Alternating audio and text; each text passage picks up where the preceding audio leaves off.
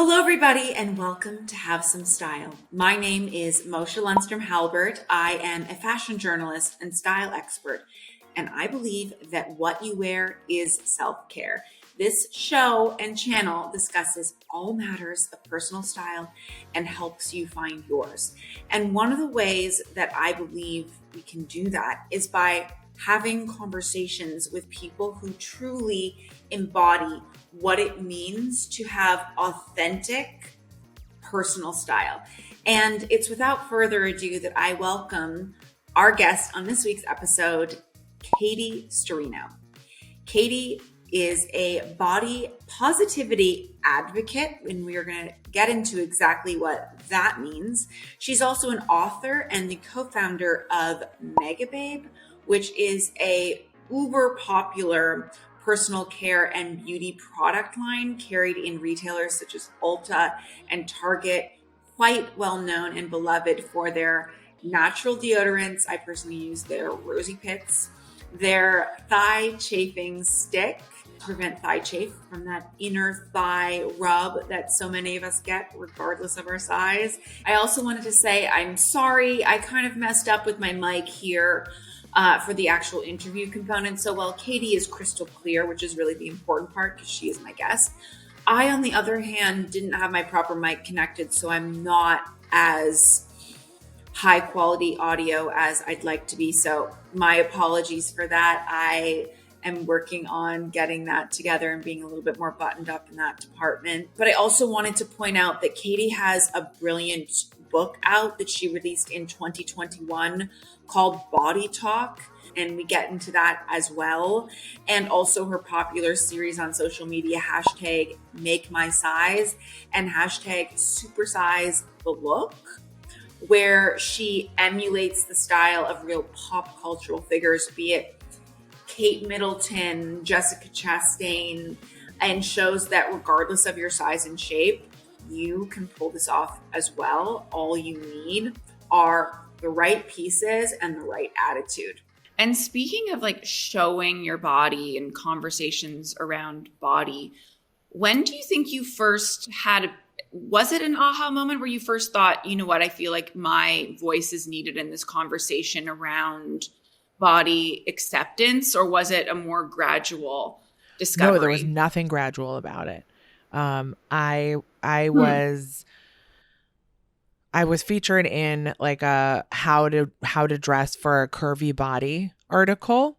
I pitched it myself. It didn't just happen to me. You know, I'm a former publicist, so that's just always the way that my brain works. And when that article came out, first of all, I was so uncomfortable taking the photos for it, but I got over it.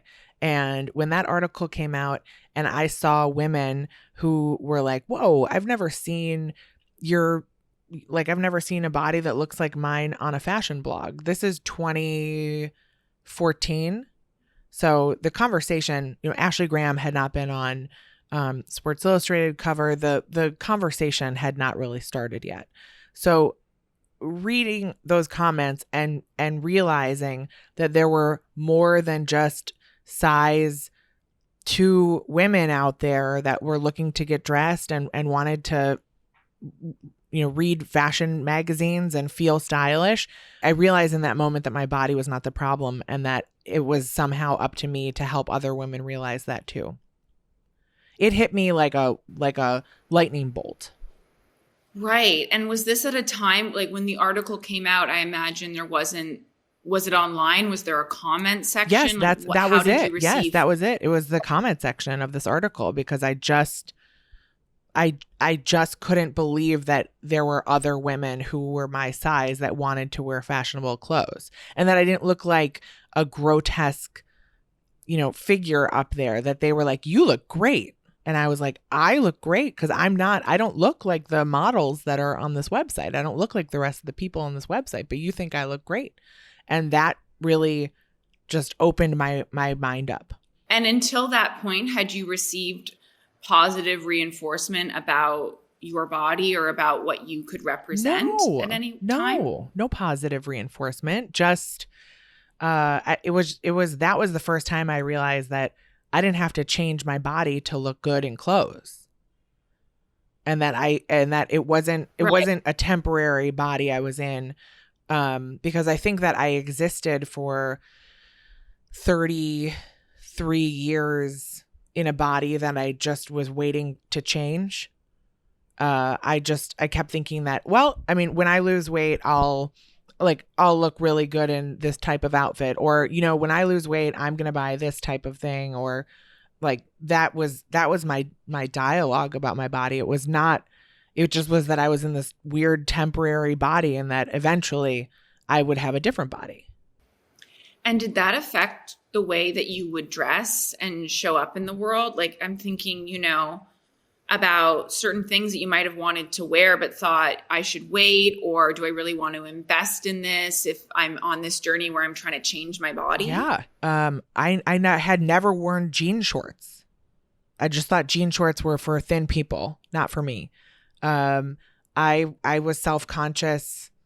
I was self-conscious about mini skirts. I mean, really short ones, except in college during my 12-inch juicy terry cloth orange moment when I got bold, and I wore the shit out of that 12-inch skirt. But I really I think I had a lot of restrictions about what could look good on me. It's interesting to think about that, because during those times I remember feeling bigger in high school, and I remember feeling like I wanted to lose weight always, and the things that go along with that. But I did wear those styles. I don't know. Yeah, it's interesting when you think back, like even while you were talking, I just made me remember of Juicy Couture, because that was such a moment. I had moved to LA right at the height of that Juicy moment, when every cover of Us Weekly had like Jessica Simpson and Lindsay Lohan and Nicole Richie and these women that were, being glorified for weight loss, essentially.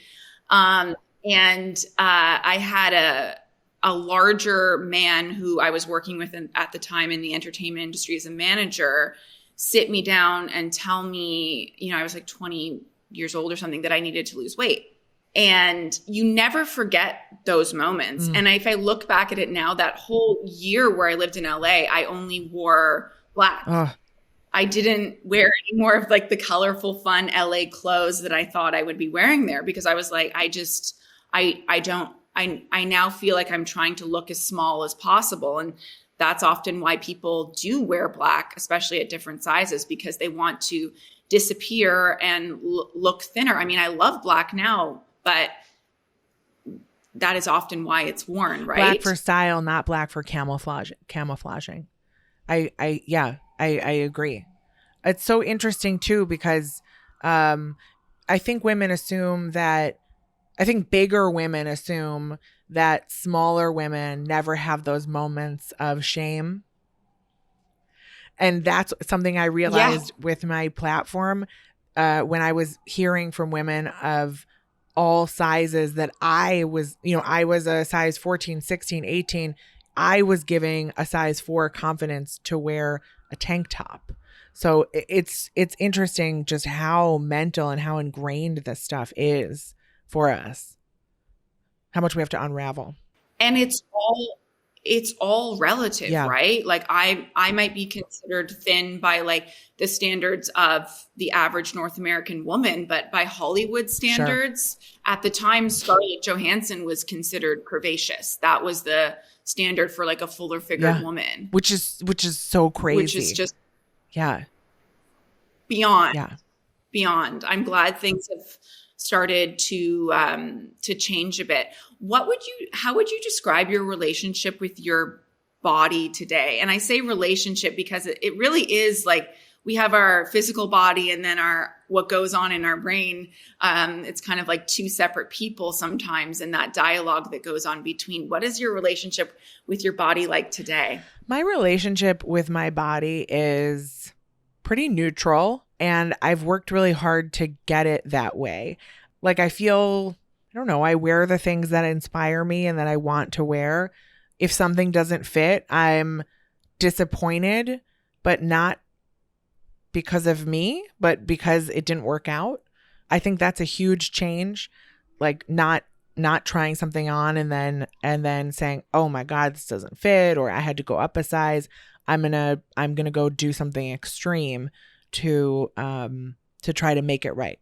So I think I feel comfortable today where I am. I think something that's really started to shift for me is the concept of, and I know it's a simple concept, and I know that people say this stuff a lot, and you're like, yeah. Like, I exercise for my mental health and for my physical well-being, and not to fit into a certain size jeans.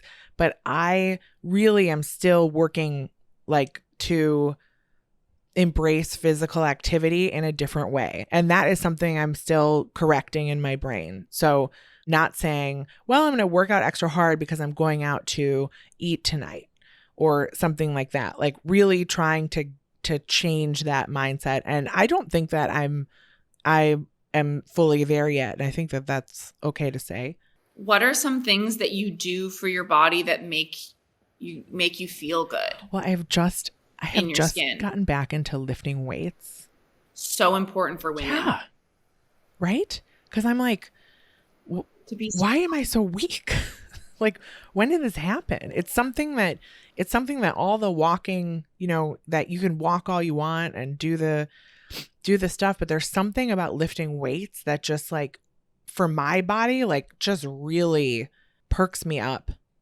It just makes me feel aligned and strong and capable in a way that like I really need more than I know, I guess.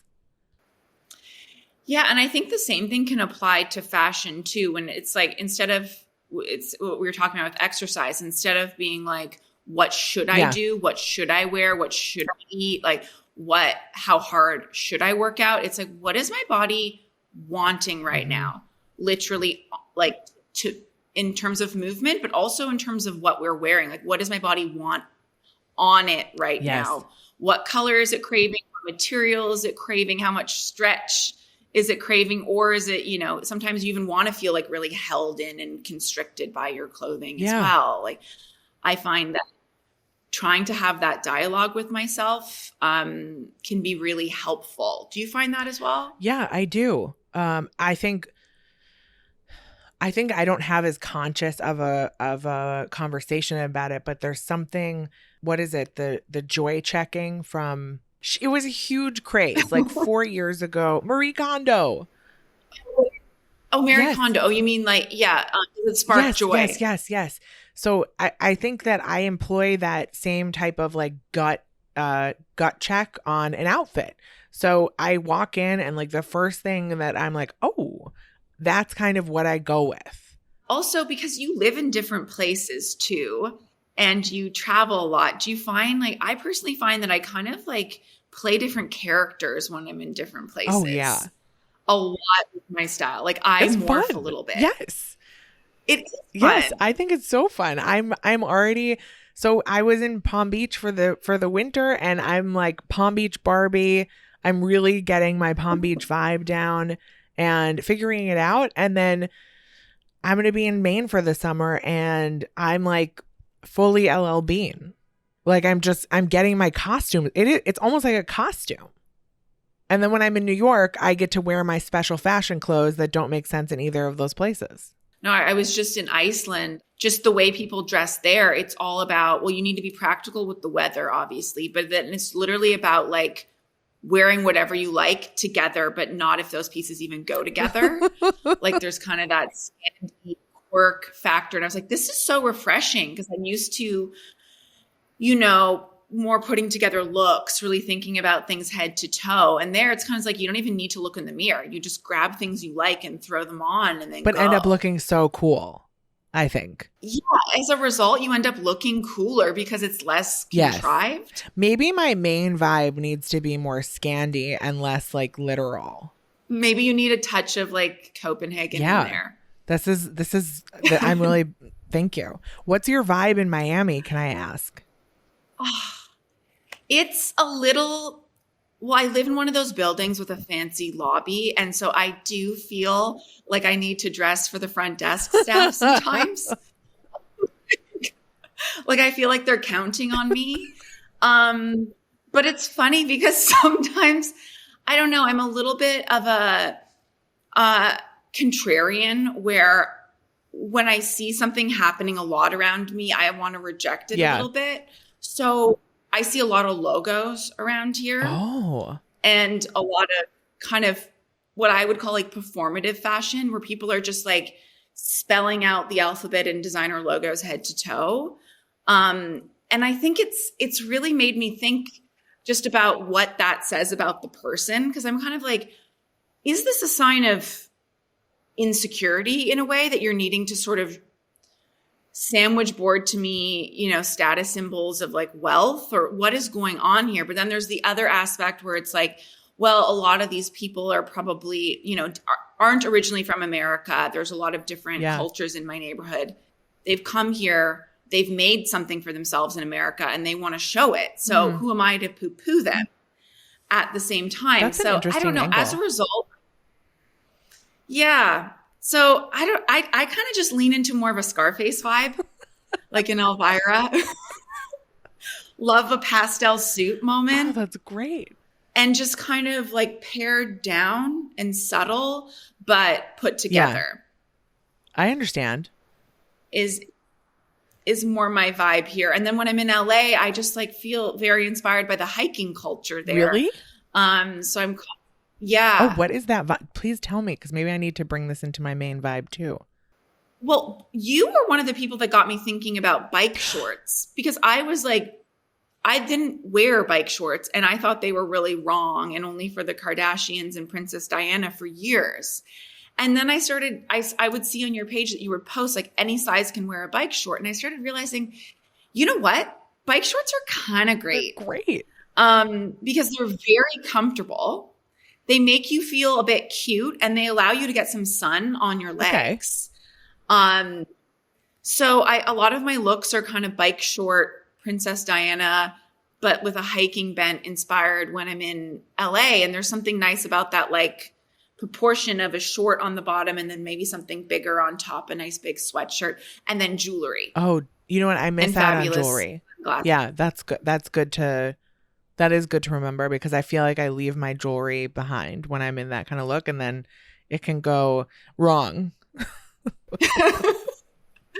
Maybe that's the secret. You need to just dress it up with like lots of accessories. Yeah. I know you are an accessory lover. You always wear fantastic bags, and I love all your headbands and headpieces you always wear. Okay. I would like to put a pin. I'd like to ask you, do you think I've made headbands like like a thing that have I transcended a trend and it's kind of just a thing that I'm known for now, or am I can't pronounce the word. Chuggy? Yeah. Yeah. I don't think so. I mean, first of all, I think it's more chuggy if you were wearing like the same headband every day. Do you know what I mean? Like we're in a Blair Waldorf kind of Upper East Side way. And I don't get that from you. Like I get more of that like English, London, eccentric vibe. I'll take that. With your use of pieces. Thank you. But tell me about like why that, because that does stick out for me as like one of your style signatures. When I think of your style, why did that develop and be something that you were into? It just feels like an exclamation point on your outfit. It just, I think it totally, it draws. Yes, it does. It's just like an added piece of fun. And I'm not a belt person. I'm also not a shoe person. Like I have really big feet. I know I don't. Oh, I love shoes, but I have really wide feet, so I don't fit into like cool designer shoes. So I'm not used to, like, when Birkenstocks came in style, I was like, this is my time.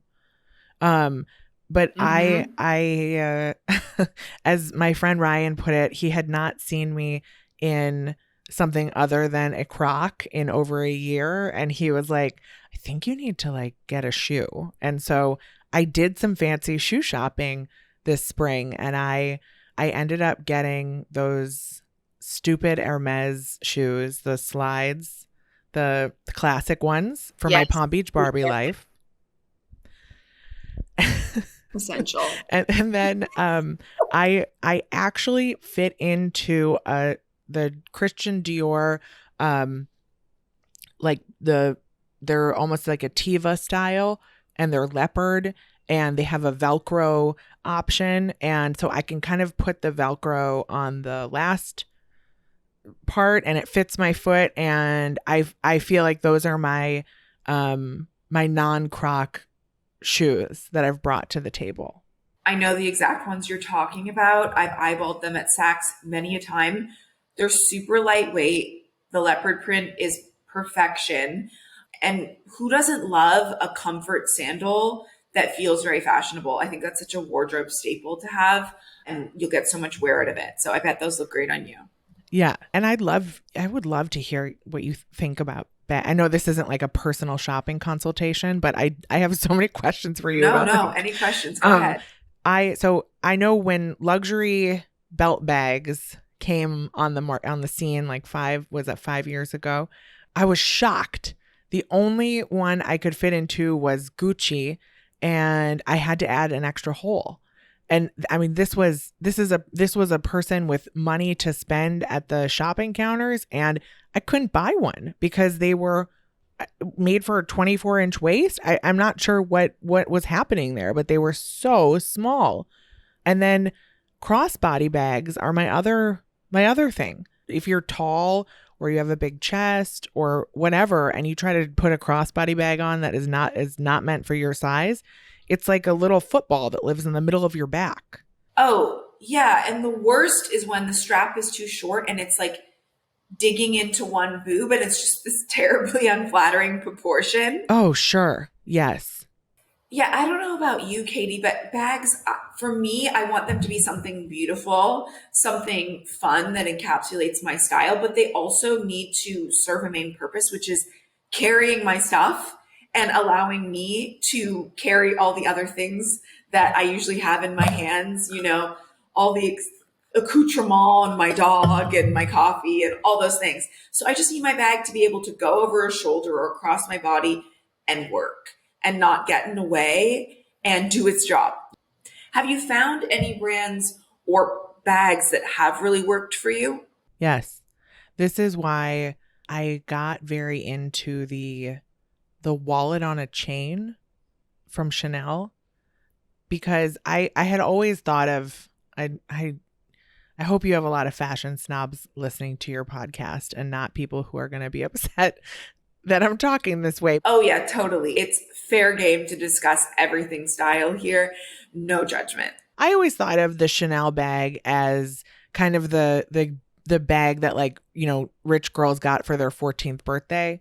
It's I didn't think it would, or like an entry level price point bag. I didn't think it was a bag that I ever wanted to carry, but actually I found that it's the longest length that they make, and I can fit my phone, and carrying coffee, carrying my phone, carrying my dog, carrying everything. I feel like that has become the bag that I use the most, because it just has all my stuff in it, and I can be hands-free and like do my stuff without worrying about it. And it's not falling over. There's a flap. It has a snap like closure, so it's not like open and spilling out. I don't know. I mean, Chanel is a get out of jail free card. Their bags are so desirable for a reason. It's true. I think sometimes even when brands, big or small, are well intentioned, they could use some direct feedback from women such as yourself. Perfect example is, I remember when I first introduced you to my brand, Thermacota, and you had a look at our styles and gave me some amazing feedback right off the bat. We pride ourselves in offering a wide size range and being able to make custom coats to fit all different sizes and shapes. And in our standard sizing, we had a size called Grand, which was our version of an XL plus. But we also were thinking, like, there are some people that just want to wear something super oversized and have it be this, massive, almost like Balenciaga-esque shape on them, kind of avant-garde, and that perhaps instead of calling that extra large, we should call that grand. I think the idea was like making a grand entrance. That's how we thought about it, at least. And you pointed out to me, you were like, no, don't call it grand. That's kind of like demeaning. That might make people feel like you're talking down to them. Like, oh, you're grand, or we're treating you specially. No, just call it XL. Let's just be clear and concise and neutral about how we speak to people of all shapes and sizes. And that was a real educational moment for me. And we did end up changing our size listing for that, thanks to you, Katie. Yes, because I've learned so much over 6 years that, like,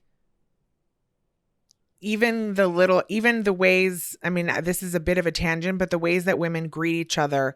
Oh, you look so good. You're so did you lose weight? Like, oh, you're thin. Like, these types of small interactions that we have. Oh, it's so flattering on you. I guess I just started to notice how charged these small moments were. And I've really worked hard to try to take the meaning out of small moments. And that has made a big change for me.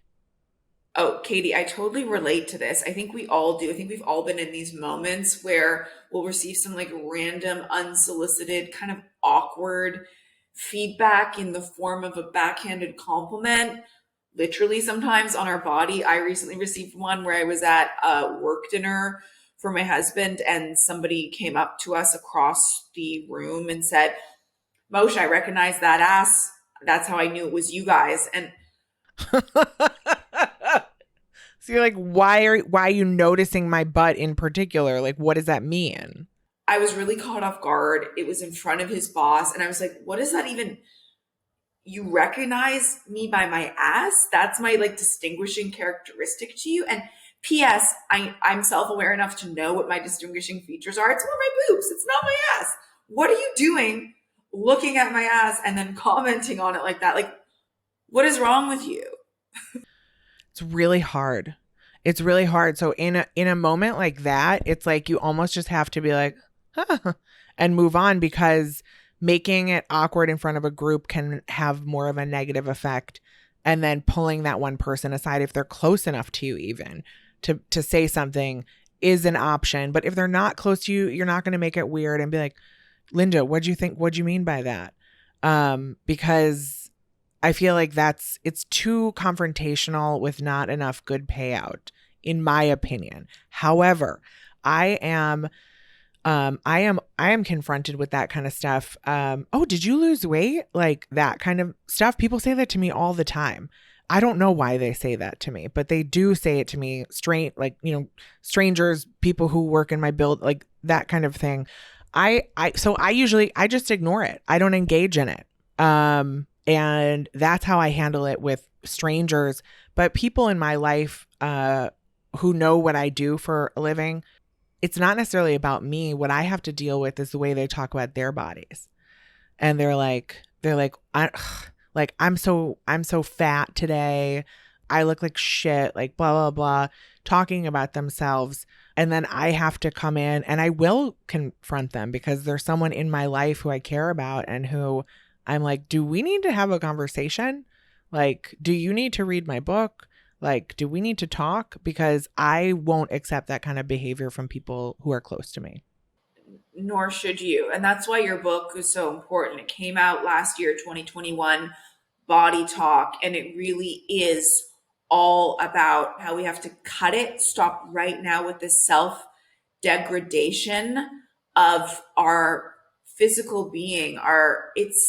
It's toxic to be around, and it can often become a self-fulfilling prophecy. If you keep voicing those negative words about yourself, you're not manifesting the person that you want to be. In fact, you're just holding yourself back and making yourself feel worse and worse. In my book, Body Talk, I do recommend reframing the conversation in the mirror, and instead of letting yourself go down the rabbit hole and indulging in that, like, ugh, I look so bad. Ugh, like, I should do this. You know what? I'm going to join this Pilates studio, and like having this spiral start. I do recommend cutting it off before it does start.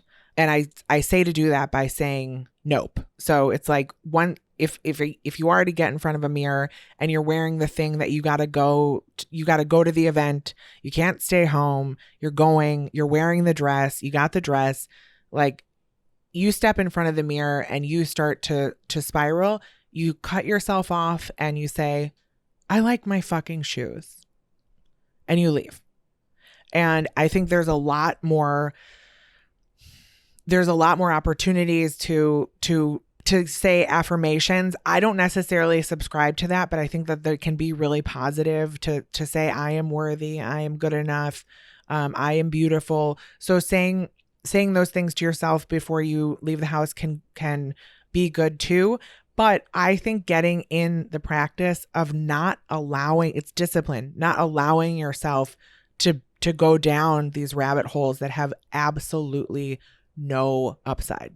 Katie, now that you've built this community, this audience that's looking to you for body positivity and style inspiration, which you do so beautifully in many of your series that you have on your social media, such as Supersize the Look, where you will emulate down to the accessories and the pose looks that women such as like a Jessica Chastain or a Kate Middleton have worn to show that all sizes can wear it. I'm wondering, when it comes to dressing the part of Katie Sturino, which, today includes being a top advocate, entrepreneur, and content creator, how do you approach that right now? Where are you at with that? I do. You know what? I will say that I do fall into a trap of needing something new to wear. I think that that's something that, like, I'll have, my closet full of clothes and I'm like, but I need something new. Or sometimes I wear the first thing that comes in for a photo shoot, like, and then it's around and I wear it a couple times and then I sell it or donate it. So I think that why am I going to the negative thing? I guess because it's the pressure of wanting to look inspirational and wanting to be fashionable, I guess, and show my style. Now, if you see me at 7 a.m., like walking around my block with the dog, like I look insane.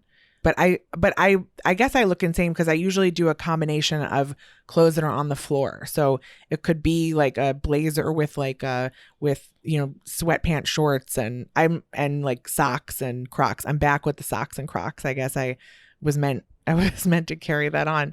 But there is a lot of pressure. And I think it's something that we don't talk about in the quote unquote influencer community because it's a problem no one wants to hear about.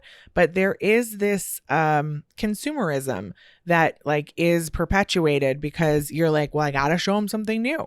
And so I don't know that I've really embraced re-wearing things over and over on my feed, but I feel like it's something that hopefully will become more trendy soon. Restyling a dress, restyling a blazer. I don't even know if I'm answering your question, but I'm letting you know that like what I guess some of the swirl of pressure that happens with that. No, you totally are. That's an honest and authentic response to having your style and you as a personality being so front and center and what kind of goes on behind the scenes with that. Although I will say, I totally know what you mean. And I think a lot of us do feel that with influencer and content creator culture, you do just see a lot of consumerism and gifting and therefore waste. But with you, I would give you a pass in that department because I feel like you are actually showing women of various shapes and sizes really great options and also liberating them from the idea that they can only wear certain things based upon their body size because of your ability to be adventurous and experimental.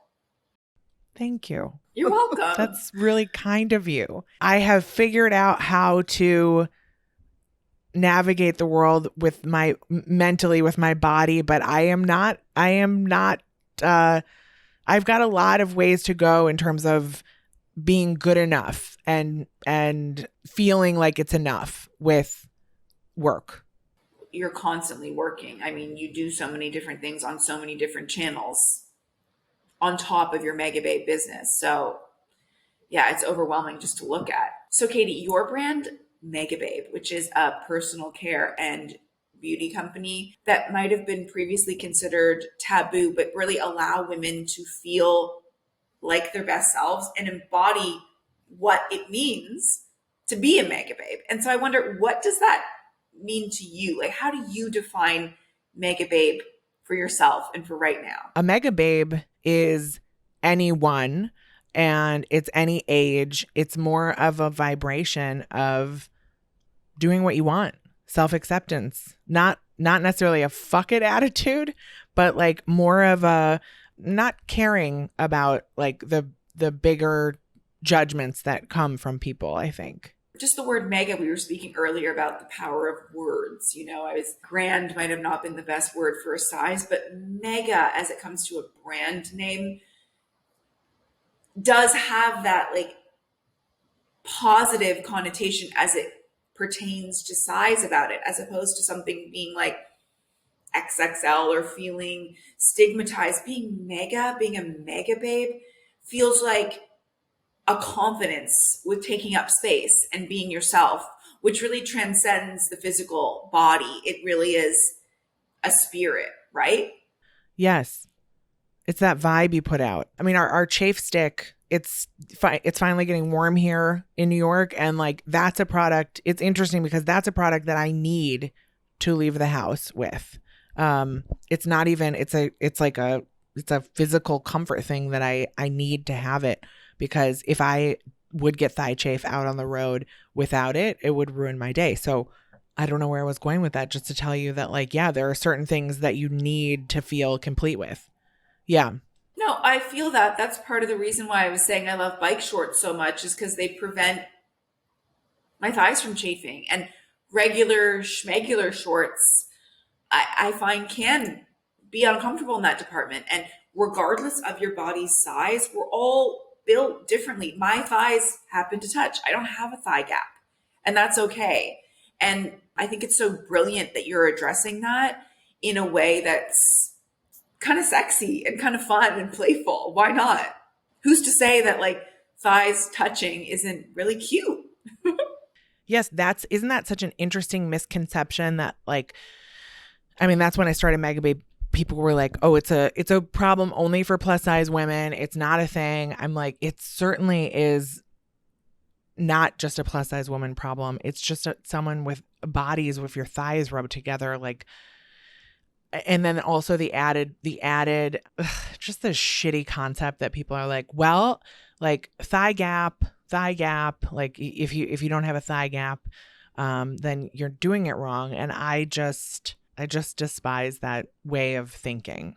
Okay, Katie, let's talk shopping, because you have really made shopping a very social activity. Also, you've put the activism in shopping. I love how you call attention to just how many brands either don't offer a full size range by your hashtag Make My Size series on your Instagram, or, and I would argue maybe even worse, claim to have a larger size range or extended size range. And then you go to the store and it's just not there. I have to tell you, unfortunately, I still can't shop in person. And I thought that I could. And I think last year I did like a trip to Soho and I filmed it.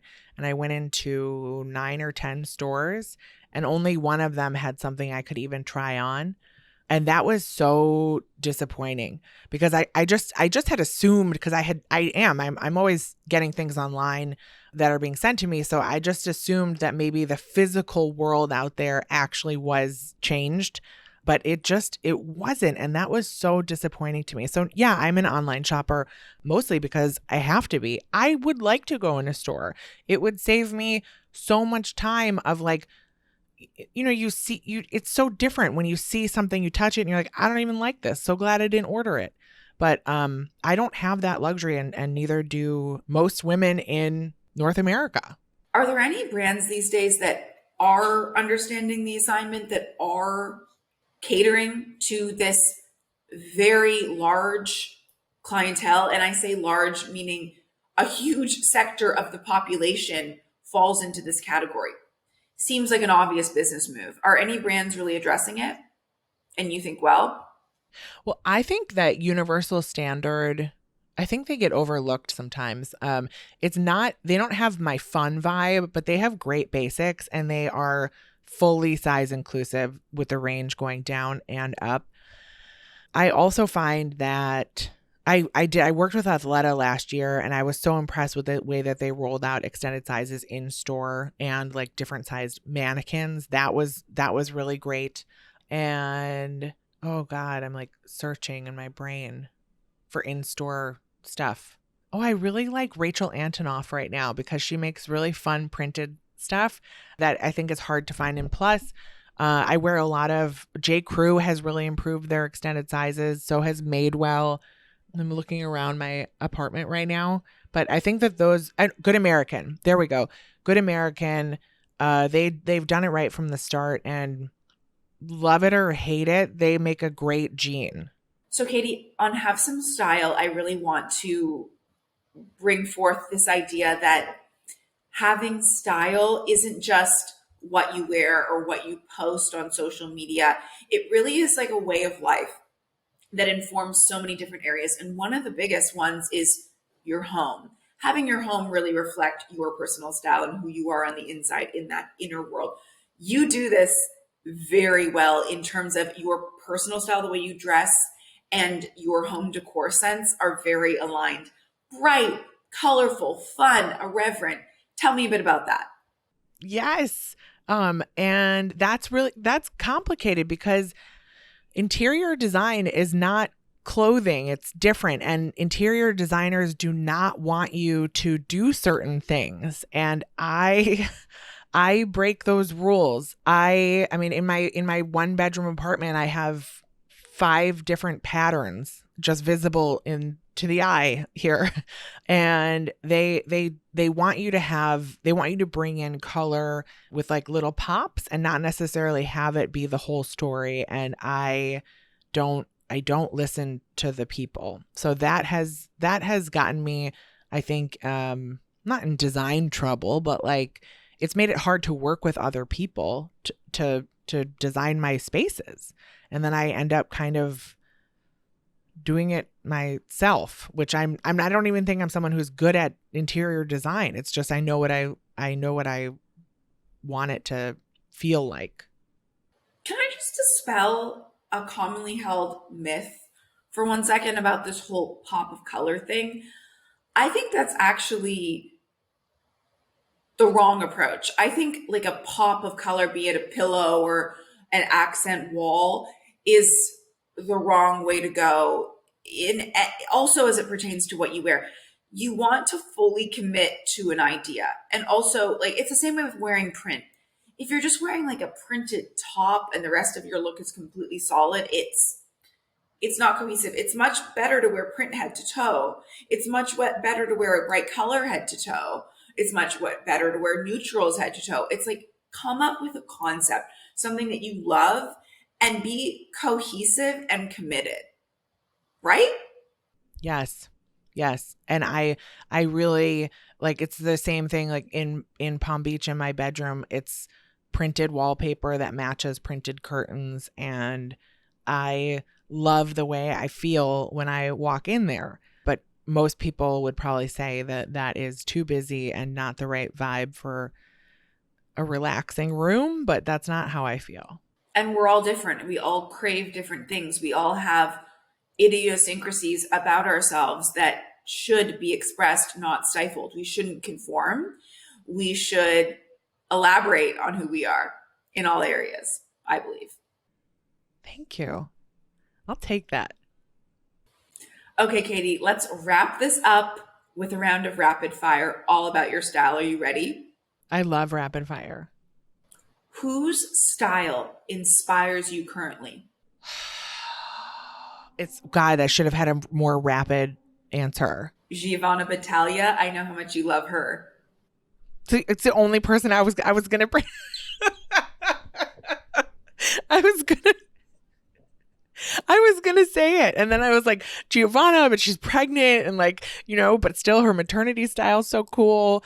Yeah, I still think she's my number one. For those who don't know, Giovanna Battaglia is this exquisite Italian stylist, goddess, glamazon in every sense of the word. Who would you love to style? If I could style two people, it would be Rebel Wilson, because I think that she's been put through the Hollywood machine and she has lost her sense of style.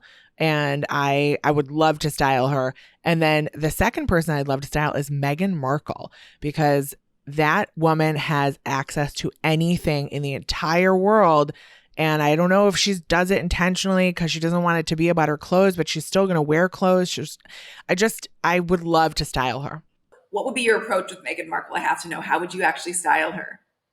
Oh, God, I would give her, fine, we can wear camel and navy, we can stay neutral, but like, just even the fit sometimes of her clothing is not right. And I just want her to look more. And she's wearing fancy clothes. Like, it's not like she's wearing things that are cheap. It's just, it's wrong. It's wrong a lot of the time. I never get to say that, but we're on a fashion podcast, so I get to say it. So who comes to you most for style advice? Oh, the DMs. I feel like that's what my friends don't ask me about clothes. It's strangers, and I love talking to strangers about their clothes. I get a DM like, I'm going to a wedding this weekend. Like, should I wear this or this? And I love having an opinion. I think it's fun. What's a style mantra you live by? You know what it is? I think if you're going to investing in patterns, I don't know how to say this, but like the cheap Zara print is like, get the basic from Zara and then get the print from somewhere fancy. Cause I think people have the opposite motto usually. What's a fashion rule you love to break? All of them.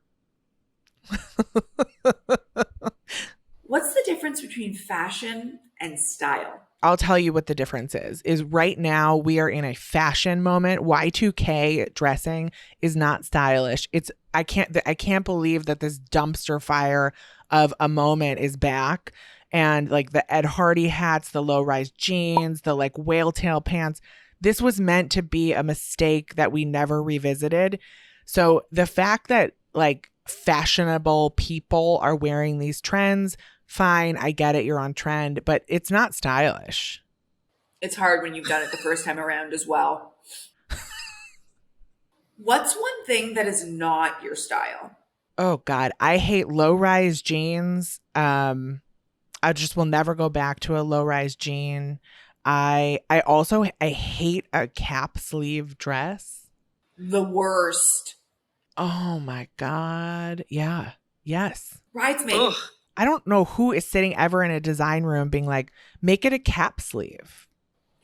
And the shoulder is a really nice part of the woman. Sometimes you want to show your shoulder, like, but not cover the shoulder, show that. What is that? Yeah, let's draw a diagonal line right across like the meat of your bicep.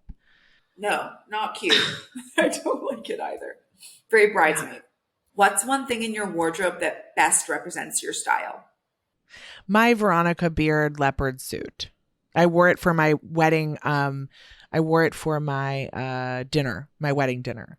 At Ralph Lauren's Polo Bar, right? I remember seeing photos of that. So chic. Such a iconic New York moment. Thank you.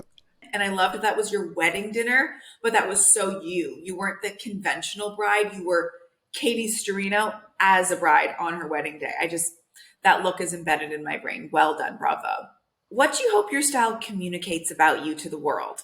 That I'm fun and creative and comfortable. And then in parentheses, in my own skin. Well, Katie, thank you so much for being here and sharing all of your wisdom. That was such a thank you. Wonderful conversation. Thank I learned you. so much. Everyone, make sure you check out Katie at Katie Sturino on Instagram. Pick up her book, Body Talk. Pick up all things Megababe, and let's continue the conversation. If you liked this episode, please share it with everyone you know who would use a boost of confidence, and leave your comments below and your questions, and let us know what you thought of this and who you'd like to see next me have a conversation with on Have Some Style. Until next time, take care.